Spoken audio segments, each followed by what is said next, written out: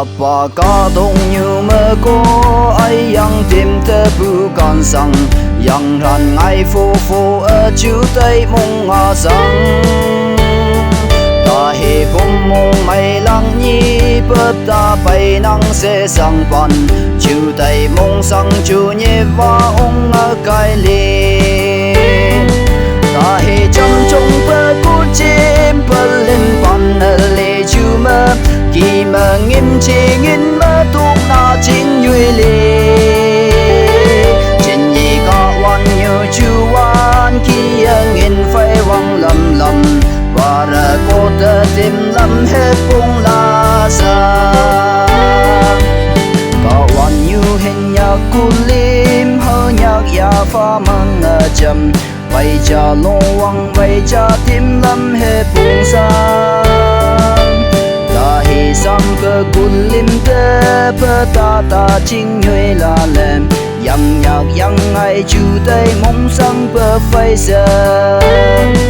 ta hi chăm chung bơ cú chim bơ lim van lệ chu mơ kỳ mơ nghiêm chỉ nghìn mơ thuốc na chính người li trên gì có quan nhiều chu quan khi nghìn phải vang lầm lầm và rồi cô ta tìm lắm hết cũng là xa lô cà phê là cả nhẹ cơ rắn như ly bơ cô cơ sầu tập mơ bung mơ văn la năng lơ ban nhụy tung ấp bự lim tan tật cha mơ ba si phật cơ pin trông rầu trên nhị quy ya cụ mân nhớ rau tật nhụy lòng ta hi chăm chung bơ cú chim bơ lim van lệ chu mơ khi mà nghiêm chỉ nghìn mơ thuốc na chính duy lì trên nhị có quan nhiều chu an khi nghìn phải vang lầm lầm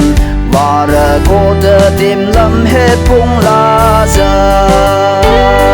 chăm chung bơ chim chăm chăm nên như yang ran mơ chính duy lô nhẹ cơ trên nhi lô lăn ngay là lăng ru sinh mơ ru nhim nan sinh mơ nan nhim lơ sen nhẹ cơ sam nhẹ cơ ta hi chân nhi cũng ra ta hi chăm chung bơ cú chim bơ lim van lệ chu mơ khi mà nghiêm chỉ nghìn mơ tu na chính duy li quan nhiều chú an khi nghìn phải vang lầm lầm và rồi cô ta tìm lắm hết cũng là giờ còn mơ hay ri mơ lắm mơ nhị nhìn su si sợ ya ninh yếp là hình mây chú tây mong rằng